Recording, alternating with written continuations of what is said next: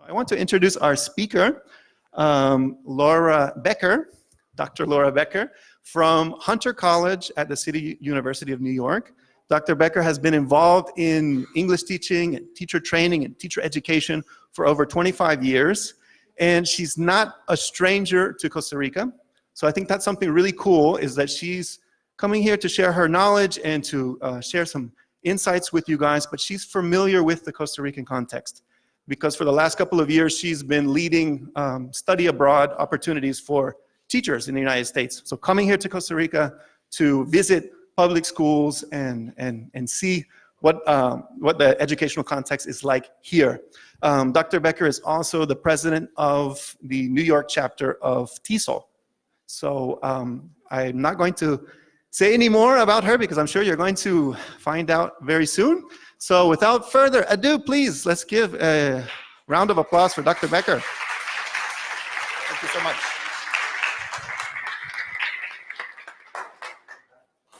You're going to need a paper and a pencil, or a paper and a pen, or a cell phone that you can do notes. Okay, and we have a lot of paper and pencils over here if you would like to write. We have a listening task.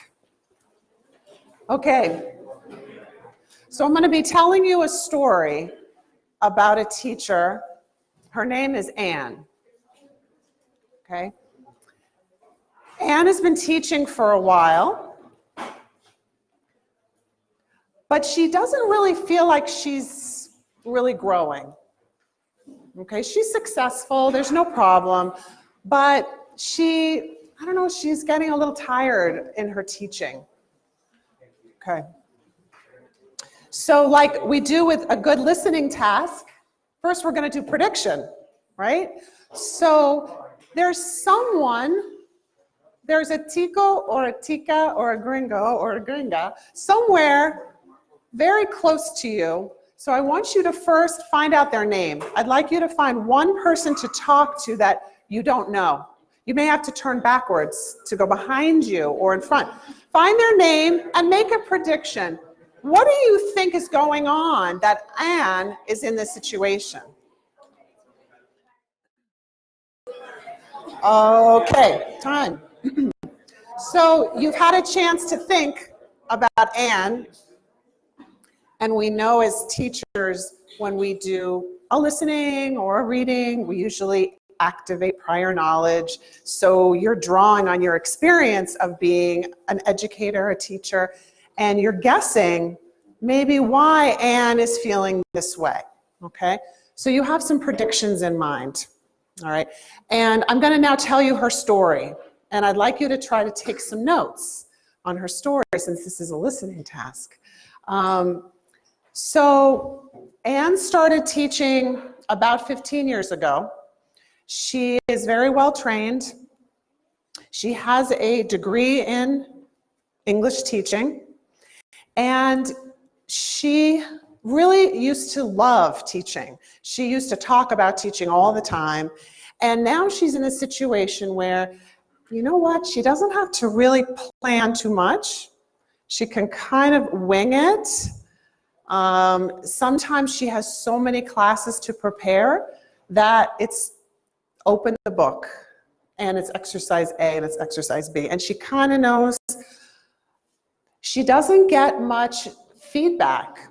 The supervisor really doesn't come very often to her classroom, and when the chance comes for the supervisor or coach to visit her, they sit and talk afterwards. And she's waiting for the coach, the supervisor, to give her something she can grow on, something that will help move her. But she leaves and she doesn't really feel any different. After the feedback session, things are kind of still the same for her. Okay. So what I want you to do is go back to your partner, make sure you have the story, and tell me if you need me to repeat the story a second time. Okay? So come together first. Is there any information missing and you want me to repeat? Or do you think you can answer the question now? What do you think is going on for Anne? Why do you think she's in the situation she is in? And what could she do about it? So what are some of those factors that you think are going on with Anne? All right. And if you want me to repeat, just raise your hand. Okay. You might, with your colleagues' notes, you'll probably be okay. I'm going to give you a couple of minutes. If you can hear my voice, clap once. If you can hear my voice, clap once. If you can hear my voice, clap 2 times. If you can hear my voice, clap 3 times. Okay, great. So let's hear for a moment what you think is going on with Anne, because you were doing a lot of talking, so maybe you already have some ideas about it, okay?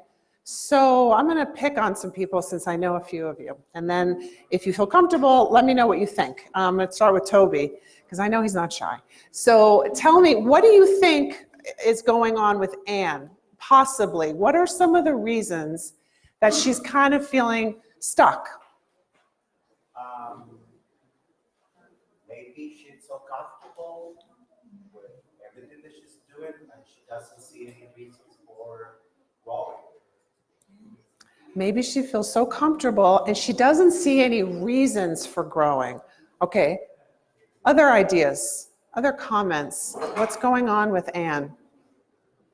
I don't think she's being encouraged from her superiors to engage in professional development, or there's no professional development program where she is, and there's no encouragement to seek it. Okay, so it's not required. All right, so she's not operating in a situation where it's being fostered. Okay. Is she depending on the supervisor to provide something when they come? Yes. All right, so tell me, yeah, what do you think? I guess she's probably depending on someone else to tell her, okay, this is what you're missing and this is what you have to do to fix it.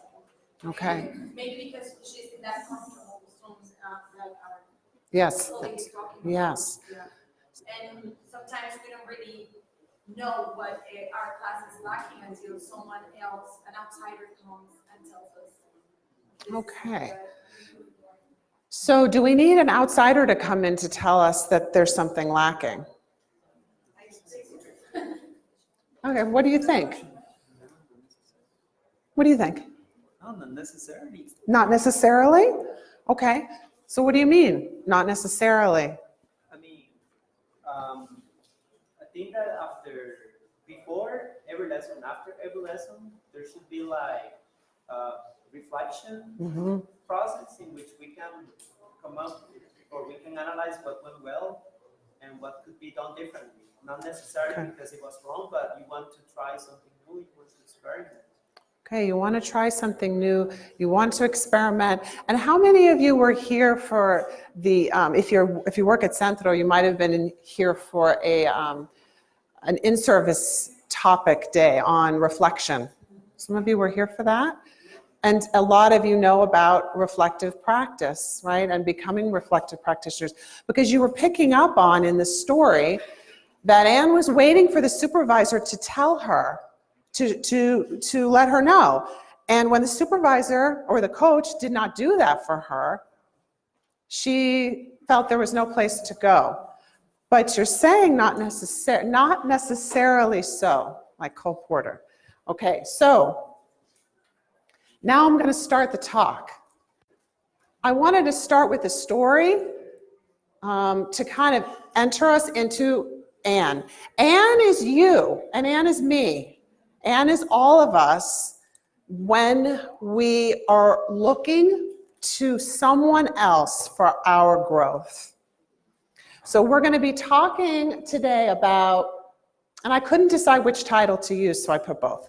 We're talking about all of our knowledge as language teachers, how we can pull what we do with English learners and apply it to ourselves to learn about teaching. So we're going to parallel language teaching to learning about teaching. So we're going to be working with metaphors. And we're also going to talk about a frame which is called action research, which many of you have heard about, and very few of us really do, but is a nice extension to your work on reflection, because it puts that reflection into action. It's not just thinking about what I'm doing, it's something more concrete, and it positions you as a researcher. So how does your identity change or shift when you think of your classroom like a lab, a place of rich possibility for observation, for experimentation, for taking findings and interpreting the findings. Where's Andres? Interpreting the findings, okay. And John Dewey put it, becoming a student of teaching. When our classrooms are endlessly fascinating because there's so much for us to look at, it keeps us intellectually engaged. And it empowers us. It releases us from being dependent on someone else to tell us. And one of the interesting things that I think when you talk about reflection and how it becomes a way of life, how you position yourself as a teacher also becomes a way of life. Because in Costa Rica in general, we were talking about some of the shifts. You know, there's some big differences between, let's say, the older generation, some more traditional ways of doing things, and people who are coming into the profession now. So no longer can it be my supervisor, someone tells me what to do and I go do it. Now it's for me to empower myself, to direct myself. So we're going to be working with those ideas. And I'm going to ask you to, if you would, join me with your permission, if you would apply these 4 ideas today, just for this very short time we have together. I like to name things, so I called it the 4M, but it's nothing, I just made it up. And I talk about growing as a teacher, but if you're a coach, or you're someone who does teacher training, would you raise your hand? Those of you in the room who are coaches or teacher trainers, raise your hand. Okay. Those of you who are professors or teacher educators, right? Okay. And some of you are administrators. Yes? Okay. And some of you might be a student now, studying about language teaching. Okay, wonderful. Maybe you're a parent. How many are parents in the room? Okay, parent. Do you have children? Are you a parent? There's got to be more than that. Okay, wow, we're really dedicated. Okay, how about a friend? Are you a friend to anyone? How about a human? Yeah, okay, our hands are all up. Okay, good. All right, so we're gonna I think these things work for anyone. So place the word that works for you. If you're really not teaching right now, but you're an administrator, you know, a curriculum designer, or you do teacher training, or you're a coach, or you're a student, put that in the mix. The first place to grow is, of course, our mindset. And Carol Dweck has done all this work on growth mindset and a fixed mindset. So we know that that has a big impact on our long-term achievement or our outcomes, that most people who are successful, whether it's a great ice skater or a wonderful writer or someone who is an excellent businessman, all of those people, it's not because necessarily they were born with those skills, but they believed they could improve them. And when we believe we can improve, it shifts the way we approach our work. When we believe we are never going to be able to, jamás podría hablar en español en frente de un grupo. No va a pasar en mi vida, right? If I think that, then I'll never try it. Oh, I lived, I did it. Luis, yay, okay. So when we say, like for me, I have a fixed mindset for skiing. I am never going to be a skier. I'm not going to even try to ski. I will probably break my leg. But my son, he says, I'm going to try it. Oh my God. I said, you're going to try to ski? Forget it. That's so dangerous. But he's getting better at it. So think in yourself about places in your work where you believe you're basically there. There's not going to be much improvement or change. And try to challenge yourself and say, maybe there could be. Maybe it's possible, right? And we know as language teachers that there's no end point.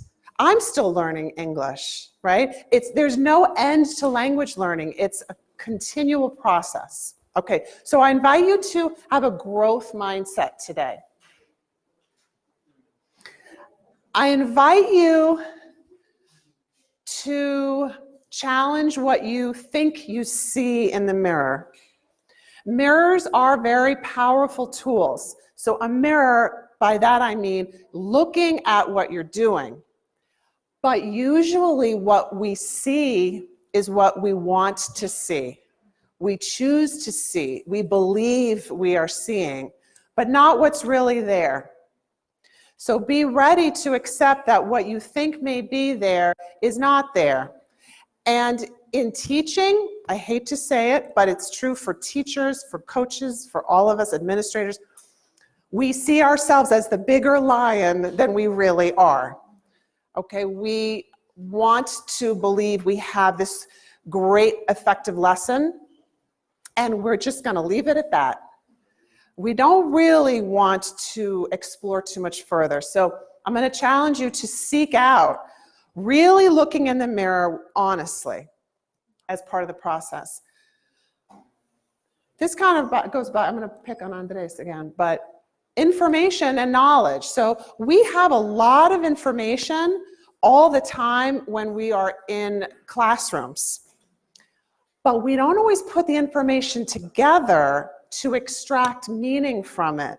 We notice this, we notice that. Teachers notice more per second than any profession. We make about 300 decisions a minute. We're noticing, we're moving, we're ready, we're thinking about our PowerPoint, what's on the next slide, and all of that. But we don't often stop and create understanding or patterns from all those moments because we're just going through the moments. And one dot is the next dot is the next dot, and we don't stop and give ourselves a chance to step out and look back and make meaning. And this is another piece. I'm sure you've talked about mindfulness, especially if you work with Mary Scholl. I'm sure you've talked about mindfulness. Okay, so one of the things I think that is important to remember when we are mindful or we're aware of our own thoughts is that the brain works in a way to help us survive. We know that our neurology is wired to be quick, to make quick judgments. So we're walking down the street in a different city and it's a little dark and we say, I have a bad feeling. You know, it's natural for us and healthy that we have those quick judgments, those instincts. That's what makes us survive as a species. But what happens? I walk down that street in Barrio X, and I have that feeling. Because of that feeling that I came to very quickly, I immediately send that thought into my system too. So it becomes a belief. It becomes something that I believe to be true without really reflecting on it. If I stop and really think about that street, is that street really dangerous? You know, what was it the time of night that I was there? Would that have happened anywhere? So in other words, system 2 is not natural for humans. System 2 requires us to hold the thought or the quick judgment to the side and think through more deliberately with data, slowing down. So if I see my student, so like right now, this gentleman, this awesome sweater, you know, I might look at him and decide he's going to be a nice student. He's going to really participate. Quick judgment, you know, look at that cool sweater. I bet he's going to be fun. And I create all these beliefs about him. All right. And we know as teachers, that's very dangerous to form those beliefs because then I create an expectation. I'm probably nicer with him, warmer, more attentive, and he's going to respond and actually fulfill my expectation. So it's dangerous to allow those to move to system 2 immediately. We have to stop ourselves. So that's one of the pieces that's going to be very important in your action research, is that you are doing something that does not feel natural, that you're probably going to dislike, because it's going to force you to slow down and actually look at data. Oh, my lesson was so effective. Everything went great. Okay. Now let's go back in. Let's connect the dots. Let's make meaning. Why do you say that? What's happening in the lesson? And as we're able to do that for ourselves, we carry that power within us every time we teach, and we don't need to look elsewhere. Okay. I'm going to give you an activity now, and you can work with the person right next to you or someone behind you, one person, work together. If I wanted Anne, because it's always easier to talk about somebody else. If I wanted Anne to start realizing no one's ever going to come save you and help you be a better teacher and make you feel like teaching and you're growing, it's up to you. And I say to her, look at all the things happening in your own classroom. They're all fascinating. How can you invest your time in looking carefully at what's happening in your classroom? Okay? So what I'd like you to do is pick any images. It could be 1, 2, 3, 4, however many, that for you give the idea of what a teacher can do to research, to study, to look at, observe things happening in their own classrooms. Okay? All right, I'm going to give you a couple minutes so I can hear your metaphors. Okay. If you have one picture there that you would say, you know, kind of represents or is a metaphor for this process of looking into our own classrooms, can someone share one with me? Millie? Okay, why the turtle? It's slow, so tell me, what do you mean? It takes time, so, to reflect on your own doings. And Yes. even, firsthand, you can feel what you did, what went right and Uh-huh. wrong Uh-huh. during class. Okay. But then it could take a little bit more time to, to really analyze other aspects. Yes. So it's going to be a process within itself that takes a while, and then over time, it's going to take a while to get to see something. Okay. Any other ideas? Which, or a couple of the others? Yeah. The flashlight in the eye, Okay. looking for what's working and not working. So kind of shining the light into different spaces that might have been dark. A student that you really don't understand what their challenge might be. So putting light into new places. Carolyn, how about you? I was thinking, I like the images, but at the end. The bridge. Uh-huh. The bridge. I would say you need to cross the bridge. As a coach, you need to be able to cross that bridge in order to see what it's on the other side, right? And then to go back also and to have different perspectives, okay? So you need also to connect with the other person before you can also, see the other different areas or the other different situations that are going on that other side of the bridge. Wow. I got little goosebumps on that. That's really neat, because you said a couple of things. One is that you're taking a trip, a journey out of what was familiar, and you're bridging to something new, and you're not really sure where it's going to be. But then when you return back, you realize there is this whole other space, this whole other perspective.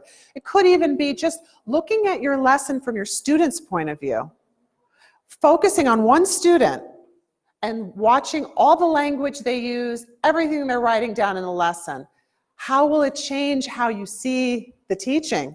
Because you're crossing over to another perspective. Neat. Okay, maybe another more. Yes. Another one. It's related to what Okay, yes. because I love The arrow. Okay. because I try to see my students or to project them into the future, thinking that they are not going to be like that all the time, Okay. and how I can be or help them to achieve that Yes. goal or just to prepare them for the for the future, because what I teach for teenagers, and sometimes when they behave so bad and Yeah. when they look at you like a Why am I bad doing person this? and all that, I mean, you think, oh my goodness, are they going to stay like that all the time? You hope not. And no, of course, you know it's not true, because at the end, when they will graduate, you see that something Absolutely. has going on here.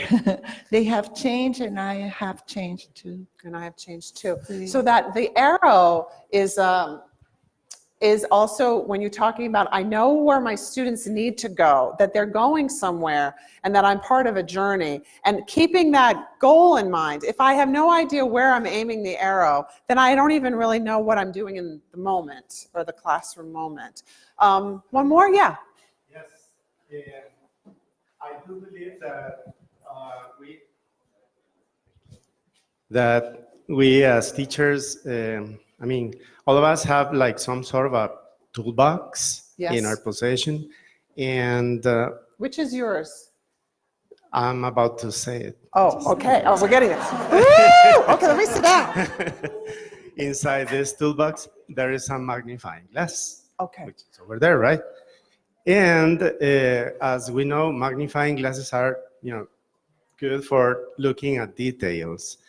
And oftentimes we, as teachers, we go there, we're in front of our group, and we teach mindlessly. I mean, without paying attention to details. And if we use our magnifying power, we are going to be able to see things that normally the normal eye doesn't catch. And I'm talking here about, I know, different attitudes that could have a root in a personal problem, some personal issue. And we know very well that these are things that we must take into consideration if we want to get our message across and really teach our students. Absolutely. So I believe the magnifying glass is very important here. Okay, very well said. And I thought you were going to go through everything here being in the toolbox, so I was getting nervous. Okay, but yes, that magnifying glass takes the moment and looks more deeply at a moment. And when you said, sometimes we're teaching and we're going through the motions, it reminds me of, like when you drive to a place and you don't even know how you got there because you were on like an autopilot. You're like, this isn't good. I got all the way here. I don't even remember driving here. Or eating a meal and you don't even know what you ate. So that whole mindfulness and slowing down and taking those moments can transform not just the teaching and understanding teaching, but how you work. Okay, so we're gonna think about, again now, with metaphors. I love using images because they're very open and you can really get to those free type of activities. So just as a side note, you can use these for anything, any topic, anything that you've done, any grammar point, and it's a way to have a free form activity, not a structured activity, that is also gets at critical thinking, because in order to try to say something, it's automatically going to a level higher than like a recall type item. And metaphors are great when we give students likes and ases. So I'm going to give you an example, then I'm going to give your partner and you an item to do yourself, okay? So on the left, I have what the language learners, what we know about teaching language. So language teachers know that learners need different kinds of scaffolds or linguistic supports, different processes in order to achieve a task that they don't yet have the resources for. So we know we have to scaffold learner learning, right? And I'm giving you just as language learners need this, so do teachers. Teachers need differentiated tools and processes in order to be able to do tasks they didn't think they could. Where are the tools and scaffolds for teachers coming from? All right, so we know that the learner is going to stay here unless I give them a scaffold to move to the next level. As teachers, we stay here unless we have a new tool or scaffold to bring us to the next level. So you got the idea of the activity? All right, there are 7 of them. I did number 1 just now with you. I'm going to give you all, for example, number 2. You're just going to work on number 2, right? Like that. And you're only going to work on that row to complete the sentence for teachers. Capiche? Okay. So 2, 3, 4, 5, 6, 2, 3. 4, 5, 6, 2, 3, 4, 5. I gave you those 2, right? Okay. All right. Only work on the number I gave you. Okay, give me a thumbs up if you're ready. Thank you. Let me see a thumbs up if you're ready. How do you say thumbs up in Spanish? Pulgado arriba. Okay, thumbs up if you're done. All right. Anyone want to take a try at number 2? Okay, number 2. Raise your hand if you worked on number 2. Okay.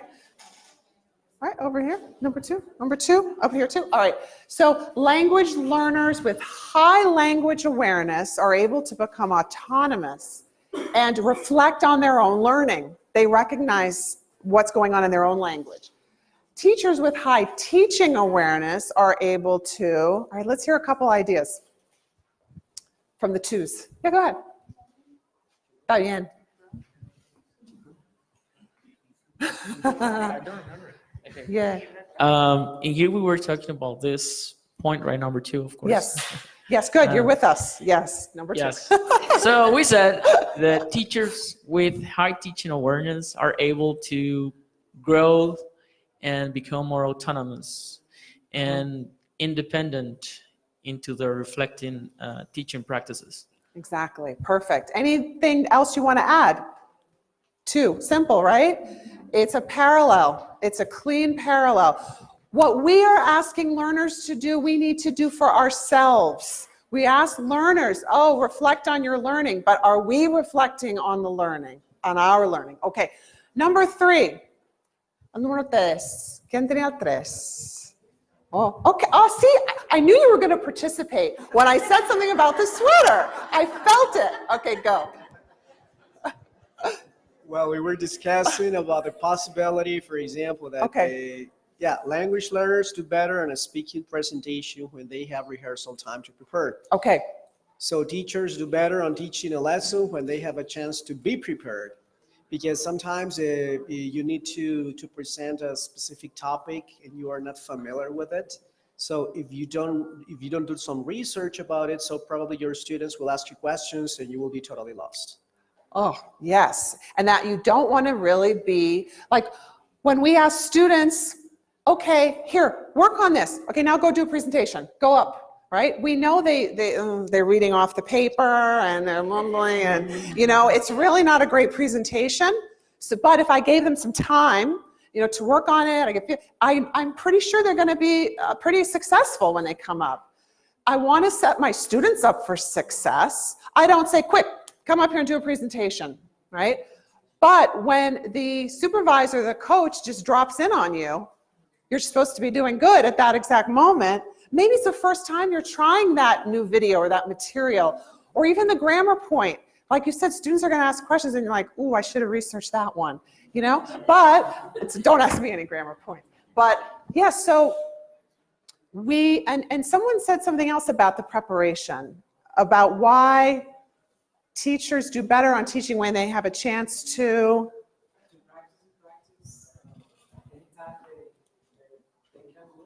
Yes.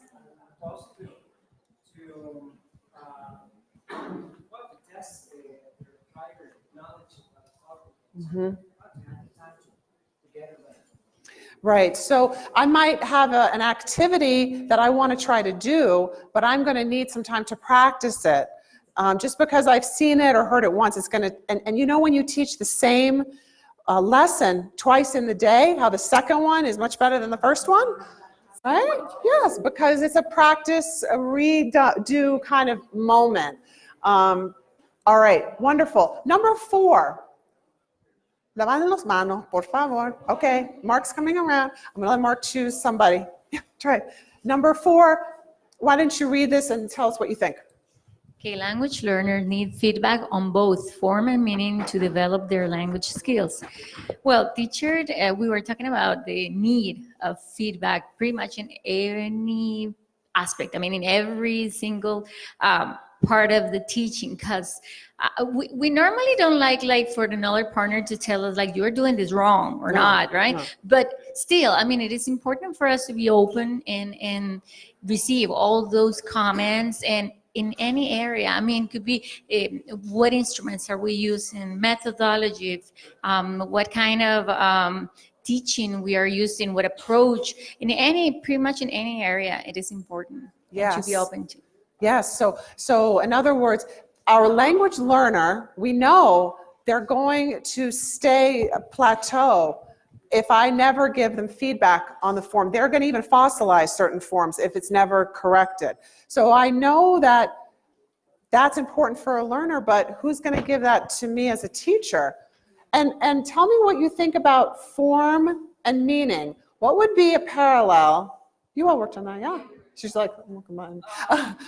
We were comparing form and meaning. Yes. The lesson plan. Okay. And the sequencing of the material that I'm going to give in the class.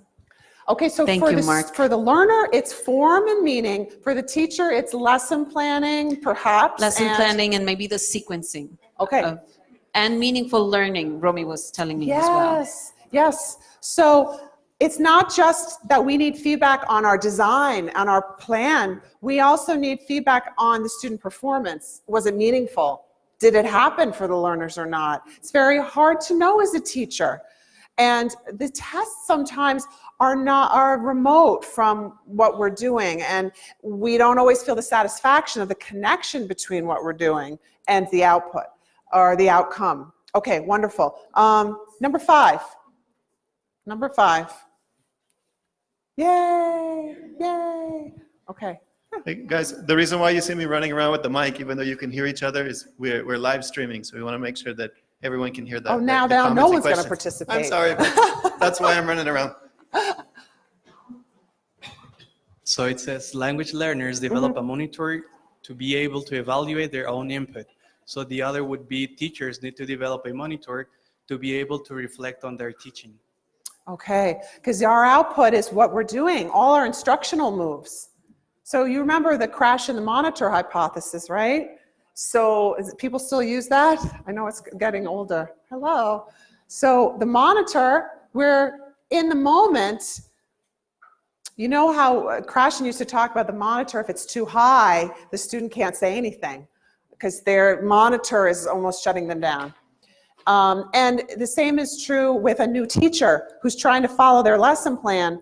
They're so concerned for the lesson plan that they're going to do something wrong that it's hard to produce. That monitor is really that sense of watching us from outside of ourselves as teachers. So no one is there in the room observing, but it's as if we're observing the lesson from the video's point of view. We come out of ourselves, we see things from a different point of view, so we're noticing things that aren't just about what we feel and think. We're noticing about how the students might be experiencing different aspects of the lesson. This monitor is like our awareness, right? Our language awareness. Okay, number 6. Number 6, great, tell us.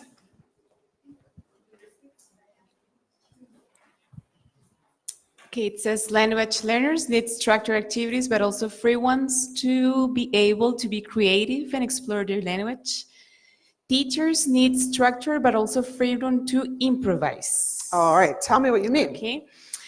We were talking that sometimes we're planning, doing the lesson plan, but at the moment that we're doing the activity, we just need to move something, to be creative, to change something. So we're saying that, yes, we need to improvise, of course, in a very structured position. I don't know if you're following. It's not that we're just going to improvise everything. No, we have the plan, but sometimes we just need to change or modify things. Yes, and that and not just in the moment, but overall in our practice, we need to feel that there's some agency, there's some voice, some personality of us that we can bring. We can't just teach exercise A, B, C, D, E, and then review F. Now next unit, A, B, C. Of course not. We are a very different kind of profession. When people tell us, oh, it's personal or it's professional. Oh no, it's not personal.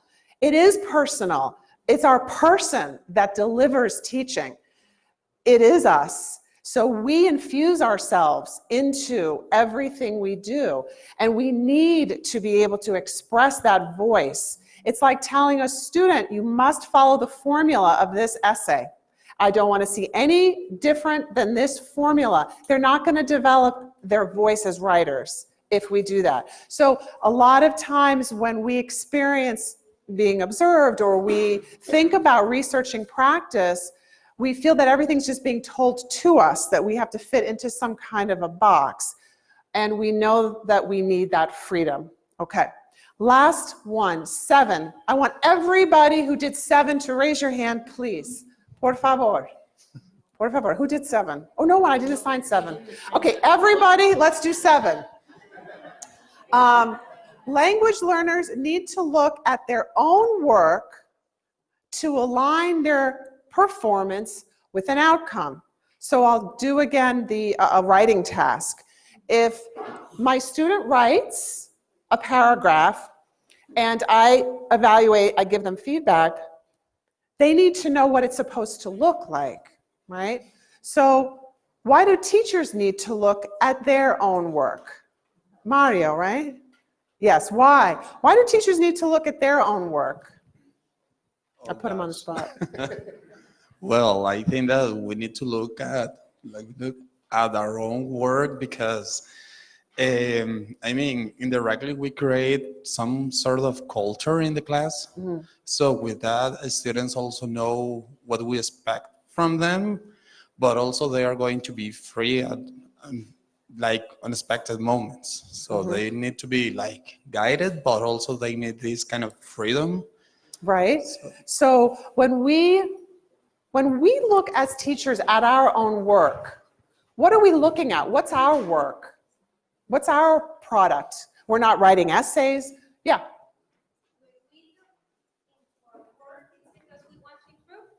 Yep. Just like our students. Exactly. And what's an example of our work? I don't know, when you are teaching preschoolers or first graders to write and read, you know that, for example, you look at your whole work and you say, okay, next year, I think that we can help them to make more presentations so they can relate what they are reading with their context, with how to apply English to their real lives. Okay. For example, I live in San Jose, so they can present it. You look at your work and you say, maybe next time I can add this, or I can change this, or I have to listen to them more. So our work could be our curriculum. When we look back at the activities we did, it could be those student pieces of writing, and we realize we really don't have any oral pieces. It could be what the students produce at the end of a lesson. It could be I have you in a partner activity And I'm going to walk around and listen to what your output is, and I'm going to make notes because that captures my work. I can't analyze if it disappears. So I need work. Just like if the student did the writing, the student did a paragraph, and I sit down to talk to the student about the paragraph, but the paragraph is gone. I threw it in the trash. But I explained, no, remember in the first part of the paragraph you did this, and that was not the right use of present progressive. You should have used this. I really can't improve because I can't see the piece of writing in front of me. Okay, but we do that with teaching, and reflecting on our work is very general. There's nothing in front of us. We need artifacts, just like our students do. Hold on one second. Just like our students do, in order to make sense of our work. So we want to start to think now about how we grab those pieces of work.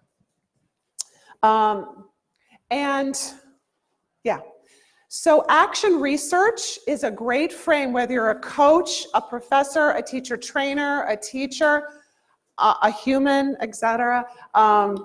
Action research is a great process to make those moments concrete. So you have something to look at and analyze.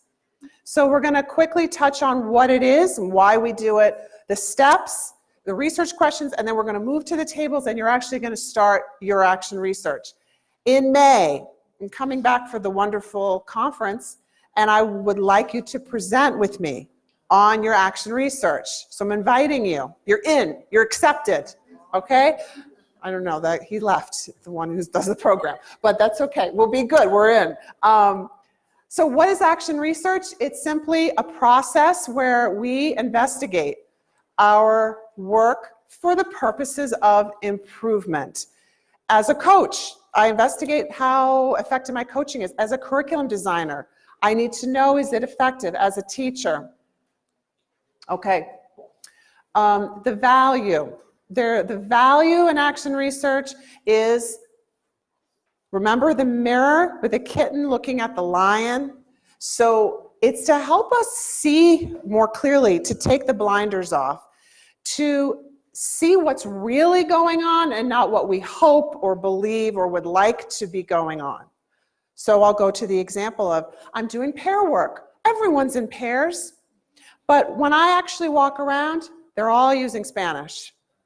Okay, so now I have to readjust. I either make a choice as a human or as an educator. I have two pathways. I can back down and ignore it. And I'm going to stay at the desk so I don't have to really find out or deal with the fact that everyone is using Spanish. Or I take the other path and I get to thinking, how did I create that? It's not the student's fault. It's something I need to do differently. Maybe the task didn't set them up to use English. Maybe they needed more structured supports or scaffolds. Maybe they're still at the level they need a dialogue.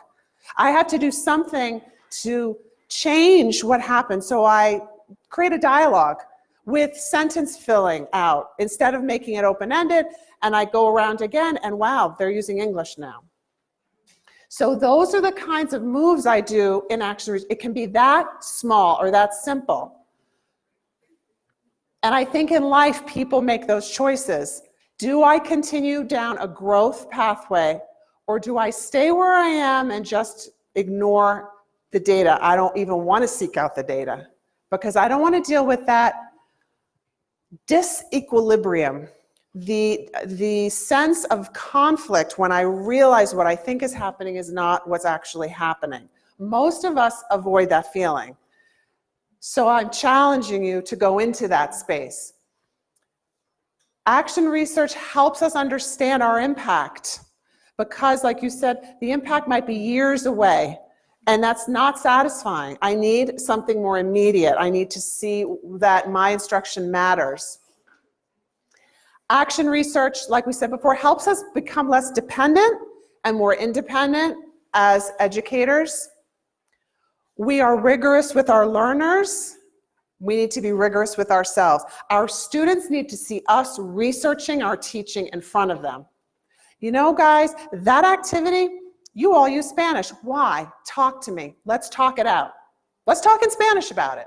But I need to know why that's going on. That is creating a dynamic of an interchange. And now when you ask the learner to reflect, you've modeled it. Okay, so that rigor needs to be on our own practice. And the growth. We don't want to be Anne, who started out with a lot of ideas but has flattened out. We want to grow intellectually in our work. We don't know where this profession will take us. We don't know what lies ahead. The different jobs we might take or the experiences we might have. If we are learners and we're growing, those things will come to us. Okay, that's some value. The steps. The main step is the planning stage. In the planning stage, we first think about often a problem, or it could just be some data we've collected, like student work, and we notice then from the data some issue or something we want to learn more about. We might talk to other teachers about it. When you do partner work, do your students also always use Spanish? How do you deal with it? We might read an article on it. Okay. We then think about a solution. Maybe if I do a structured activity, I do an info gap, I do this or do that, I'm going to create more English. I'm going to try it. How will I know if I'm successful? I'm going to walk around. I'm going to mark notes of what I hear my students doing. How will I know? And all of that happens, and then I do it. I implement my idea, my change, my solution, my new way of observing or coaching, or my new way of designing curriculum, my new way, etc. Then I got to look at all those points of evidence. I had 10 pairs of students. I had 5 pairs using all Spanish still. I had 5 using mostly English. Okay, so I'm collecting data, and I am then going to reflect. Was the problem solved? Was it partially solved? What am I going to do next? We do this all the time. This is just the way of being in the world, is we are always problem solving, trying new things, but it's just that it's a structured process to do it in. And when we tell ourselves we're doing it, we can hold ourselves accountable to that process. Okay, where can the questions come from? Again, they're problems of practice or dilemmas that you face in your work. So it could be, for example, when you put students in groups, only a few of them are participating. The other ones do all the work in the group, and the other ones sit there. Okay. So you might ask yourself some questions. Maybe, do they need roles in the group? Do I need to have a facilitator? Are my groups too big? Do they only really work if it's a partner? And this group thing doesn't really work for this activity. What's happening? So your question has to come from you. No one can give you the question. If I tell you, I'm your supervisor, and I tell you, you must research this, that is not going to happen. It needs to be something that bugs you, that you're willing to investigate, explore. Evidence. So when we talked about before, how will I know, what am I going to look at? We talked about artifacts. We can't, reflection is a broad term, and it's a mental activity, but it requires evidence. It requires something in front of us. It could be the student work. It could be attendance, could be lesson plans, could be notes that you take when you're watching your students. It could be observations that you're going to do of particular things that are happening. It could be asking a peer to come in and watch you teach. You could audio an activity and listen to it. You could video your teaching just for you to look at. You can interview the students, give them questionnaires, have student journals, all of these things, right? These are all things that a lot of them are happening anyway, and some of them will be new ways to look at practice that doesn't depend on someone else coming and telling you. Something that you decide, what tool, what piece of evidence fits my question? Oops. Okay. So, okay. I want to get you to have a chance to work together and kind of explore your own issues. I have a few samples of types of artifacts. One of them is For example, a writing sample. Okay, this was the prompt the student had.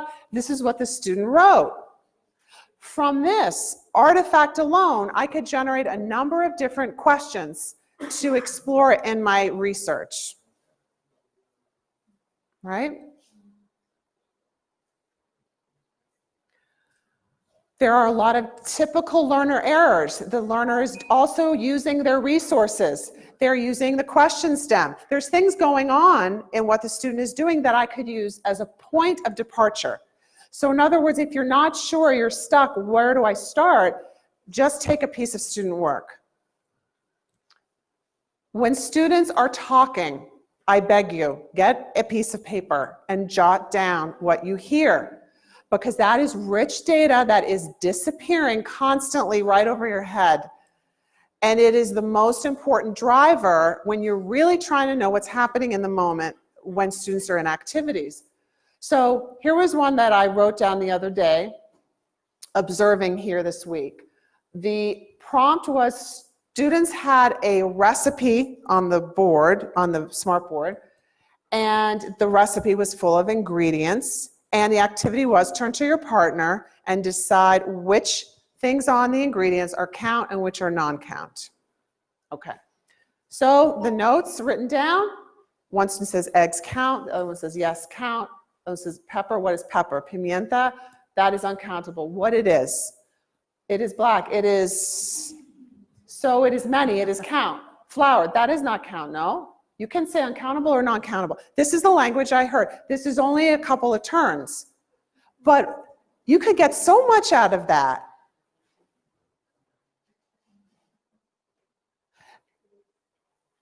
This could be just this little piece out of a class, could be an entry point into so much conversation with that teacher about what she wanted to have done. If you're this teacher, does it surprise you? What are the kinds of ways you want them to speak? What is the functional language of the task that you needed to give? So many rich pieces of just grabbing. Please, this week when you're teaching, grab some student talk. Photos. Anybody recognize this class? I was hoping nobody would, because that would be not good. Just taking some photos in your classroom. You know, what does it say about your beliefs about learning, about teaching, about the role of teacher versus student, about student choice? There are so many things that are the hidden curriculum of the way that you set up your classroom. Okay? Photos. Lesson plans. Lesson plans are great sources of data, right? Noun clauses. Students take a look at the grammar, which they have. After some minutes, they are asked to share what they understood. Okay. I teach it, and then afterwards I say, wow, I'm really working on students coming up with the grammar rule themselves, rather than me telling them the grammar rule. I can see I'm working on this. You know, this is something I've been trying to do. It's built into my plan. I'm going to try to get the students to, you know, induce the rule. But later I didn't feel great. Something with the activity wasn't what I wanted, and I realized I wrote some minutes, and I didn't give them a long enough time. What if I wrote 5 minutes, and I put a timer next time? I'm going to get uncomfortable waiting for the student to come up with a grammar rule, but I'm going to put myself in that position to explore. Maybe just that change will get more student output on that activity. So those are how small those items need to be. It's not some massive research project. It's noticing what's actually happening using your artifacts. Okay, now what you're going to do, and you get to stretch and move now, I invite you to work with people you actually know and work with for this activity, because especially coaches, I would love you to stay together for this activity with other coaches. Or if you do teacher education, stay with teacher educators. If you are elementary teachers, stay together. Centro Cultural teachers, maybe you want to stay together. You need to form groups of 4 around those tables. There would be 8 at a table, so it's like 4 and 4. When you get to your group, I just told you probably know them, or some of them. When you get in your group of 4, you're going to say hello and introduce if you do not know everybody. And you're going to find out something that none of you have in common. That's a double negative. So are you from Costa Rica? Yes, all of you, forget it. That's not something unique. I was born in Kentucky. Were any of you born in Kentucky? Ooh, that's my fact. I got a unique one. Got it? So I want you to, I'm going to count to 10. You're going to race, find your best table, and find out your unique fact in groups of 4. If you don't know anybody, then just go to a table and look happy, and someone's going to come to you. Okay? That's totally fine. I want to tell you your next steps. So now we're over here, so you know I'm reflecting in action on how I should have sold the directions while we're still over here, and now we're over here, and you can't see this, and we're all having fun now, so I probably should have told the directions back there. So this is what you're going to do.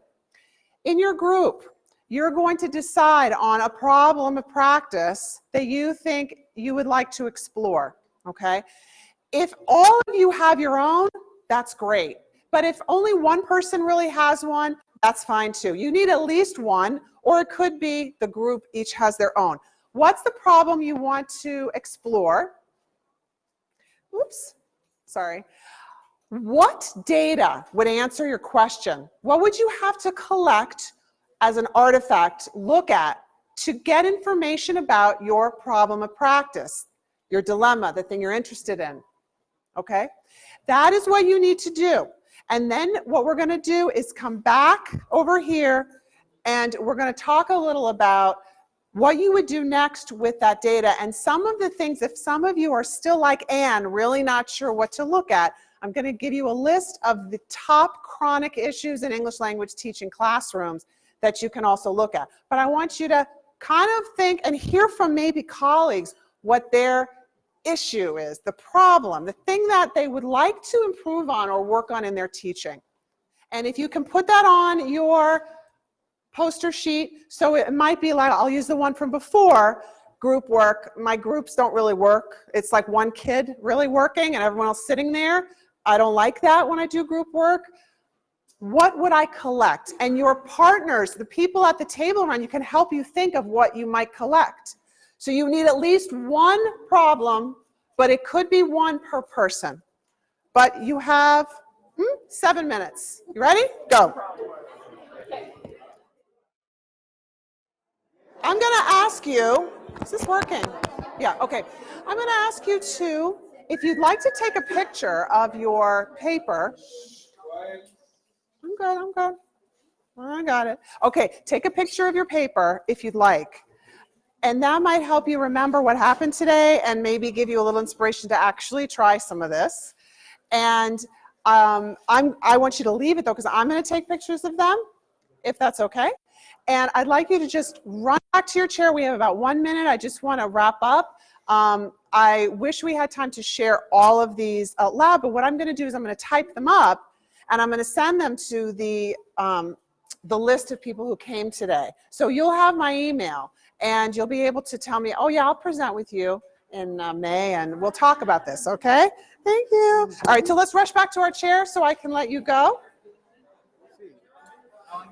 Okay, I'm gonna start talking because I don't wanna keep you too late, and we're live streaming, of course, so we have to stay on point.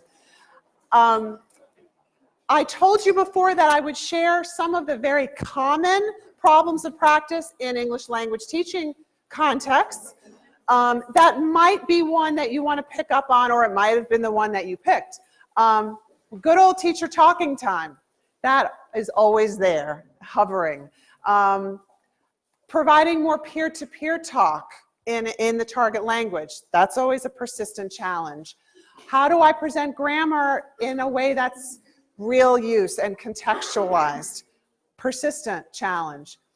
How can I get students to be more active in unpacking the very difficult job of understanding rules of grammar in English without me just telling them and then being passive?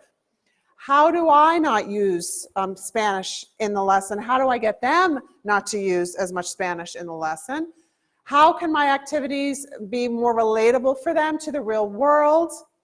How can, even at lower proficiency levels, activities still involve creativity and critical thinking? It's a persistent challenge. And again, the reflection. How do students, as I try to take ownership of my learning, how do I engender that in my students? So we talked about identifying the problem, determining some sources of data, and analyzing the connections between the data and what you're doing, and then plan forward to experiment. So I'm curious to see if anyone will try to experiment a bit. So in conclusion, picking up the thread of reflective practice, we know that when we are reflective, educators, humans, parents, friends, coaches, supervisors, we use artifacts to become more aware of what we're doing and to question our assumptions. How often have we thought, oh, that went really well, and then we collect the evidence and it's really not there.